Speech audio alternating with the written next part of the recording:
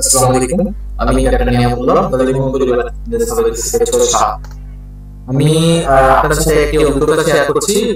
আমি গত 8ই আগস্ট চীনের সম্ভাব্য ক্যান্সার ডাক্তারদের সাথে অংশগ্রহণ করেছিলাম একটি সেমিনারে।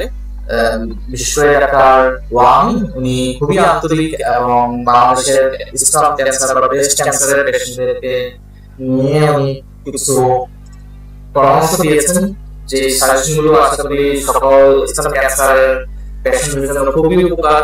আমি আমার অভিজ্ঞতাগুলো আপনাদের সাথে শেয়ার করছি। Hello, my dear Bangladesh friends.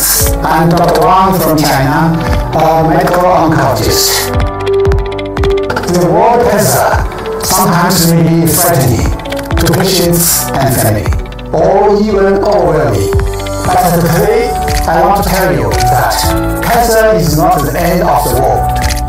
Our British weapon against it is trying not to be panic, but use scientific knowledge and proactive prevention. Many friends often ask me, what can we really do in facing cancer?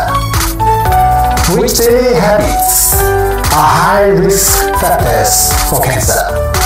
What advanced screening methods are available? How can we distinguish between reliable medical information and some misleading contents on the internet?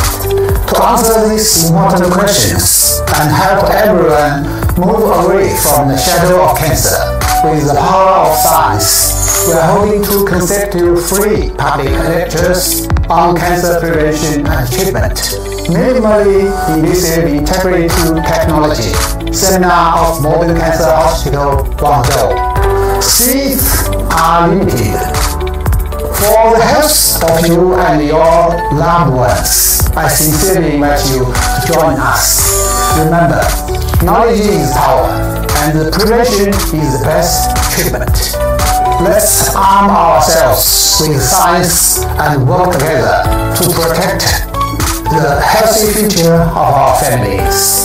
Doctor Wang বলেছেন যে আমাদের দেশে cancer সংখ্যা দিন দিন বাড়ছে। বিশেষ করে স্তন ক্যান্সার নারীদের সবচেয়ে বড় একটি স্বাস্থ্য ঝুঁকির কারণ হয়ে দাঁড়াচ্ছে এবং এর প্রাদুর্ভাব ক্রমেই বাড়ছে। সচেতনতার অভাবে রোগীদের প্রাথমিক পর্যায়ে শনাক্তকরণ থেকে বঞ্চিত করছে। তাই স্তন ক্যান্সারের লক্ষণ সঠিক ও দ্রুত জানাটা অত্যন্ত জরুরি। স্তন ক্যান্সারের লক্ষণ হিসেবে কয়েকটি পয়েন্ট বলেছেন। এক, ব্রেস্টে কোনো লাম্প বা লুকোর মতো অনুভূতি হওয়া। দুই, বলেছেন যে ব্রেস্টের সাইজটা ডে বাই ডে লার্জ বা বড় বা ছোট হওয়া। আর ব্রেস্টের স্কিনের কালার চেঞ্জ হওয়া, ব্রেস্টের নিপলের অস্বাভাবিক পরিবর্তন, ব্রেস্টে ব্যথা হওয়া, ব্রেস্ট থেকে অস্বাভাবিক ডিসচার্জ হওয়া, ব্রেস্টের নিচে পুটি হওয়া।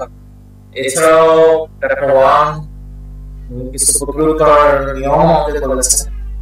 এক, মাসিকের সময় আমরা অবশ্যই ব্রেস্টটাকে এক্সামাইন করবো। ইয়ারলি ডাক্তারের সাজেশন নিব, স্ক্রিনিং করবো, যাদের 40 উপরে নিউট্রিশন মেইনটেইন করে খাবার খেতে হবে এবং লাইফস্টাইলটাকে ভালো রাখতে হবে, ব্যায়াম এবং মানসিক চাপ নিয়ন্ত্রণ করতে হবে